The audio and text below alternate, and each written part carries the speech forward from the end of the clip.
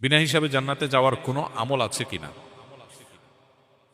যদি কোনো ব্যক্তি আল্লাহ সুবহানাহু ওয়া তাআলার প্রতি তাওয়াক্কুল করে, ভরসা করে, এত বেশি তাওয়াক্কুল করে, এত বেশি ভরসা করে, যেই তাওয়াক্কুল, যেই ভরসার কারণে তিনি তার অসুস্থতায়, বিপদে আপদে শুধু আল্লাহর উপরেই তাওয়াক্কুল করেন, বাহ্যিক বৈধ এবং জায়েজ বিভিন্ন মাধ্যম বা উপকরণ দিয়ে তিনি মুক্তি লাভের চেষ্টা না করে ইমানের সর্বোচ্চ শেখরে যিনি আসীন হতে পারেন, এই লেভেলের আল্লাহর উপর তাওয়াক্কুল বা ভরসা যদি কারোর থাকে, তাহলে সেক্ষেত্রে সেই শ্রেণীর মানুষদের বিনা হিসাবে জান্নাতের কথা হাদিসে বলা হয়েছে।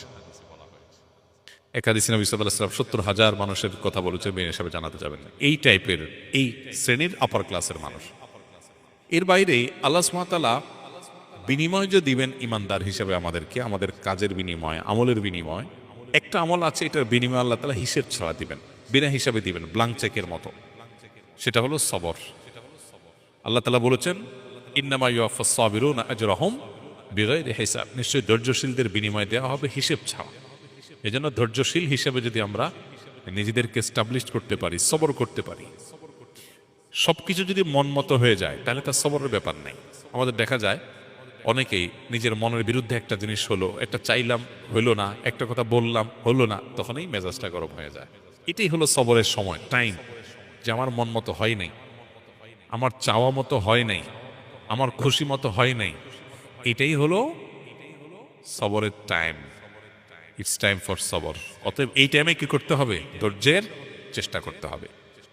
অনেক সময় অনেক মানুষ আছে দেখবেন খুব ভালো মানুষ, কিন্তু যখনই তার মনের বিরুদ্ধে কিছু হয়, চাওয়ার বিরুদ্ধে কিছু হয়, তার কথা বিরুদ্ধে কিছু হয়, বলে গেছে একটা হইলো আরেকটা, চাইলো একটা হইলো আরেকটা, তখনই তার মাথা গরম হয়ে যায়।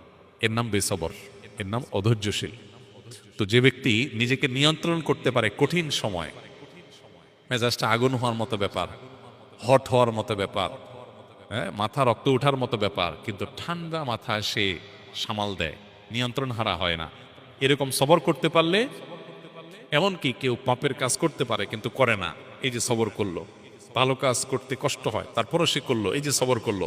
তিন প্রকার সবর: ভালো কাজ করতে গিয়ে সবর, মন্দ কাজ ছাড়তে গিয়ে সবর। ছাড়াটা কঠিন কাজ না, সবর করতে হয়। সবাই চায়, সবাই করে, কিন্তু একজন করে না, সে সবর করে। আর বিপদে, মনের বিরুদ্ধে কিছু হলে, কষ্টে সবর। এই সবরগুলো যারা করে, আল্লাহ তাআলা তাদের যে বিনিময়টা দিবেন কিয়ামতের ময়দানে, এটা হিসেব টিসাব করে দিবেন না, বিনা হিসাবে দিবেন।